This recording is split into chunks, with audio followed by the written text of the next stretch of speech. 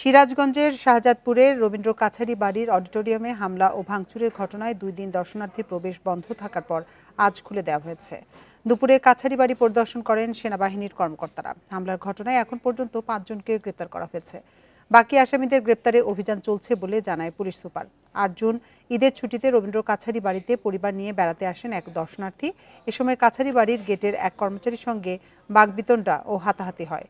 ঘটনার প্রতিবাদে স্থানীয়রা 10 জুন শাহজাদপুর প্রেস ক্লাবের সামনে মানববন্ধন ও বিক্ষোভ করেন।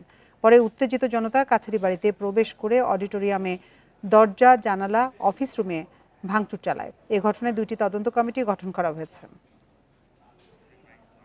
বান্ডেল থাকলে প্রতি সেনমানিতে টাকা বাঁচবে। বিকাশ সেনমানি বান্ডেল কিনে জিতুন প্রতি লেনদেনে।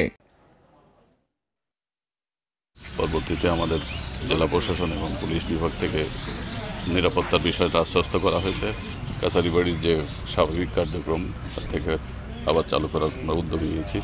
5 জনকে গ্রেপ্তার করেছি এবং আমাদের যারা বাকি আসামি আছে তাদের গ্রেপ্তারের প্রক্রিয়া অব্যাহত আছে এবং আমাদের এখানে নিরাপত্তার কোনো শঙ্কা নেই। আমাদের পুলিশ সার্বক্ষণিক টহলে থাকবে।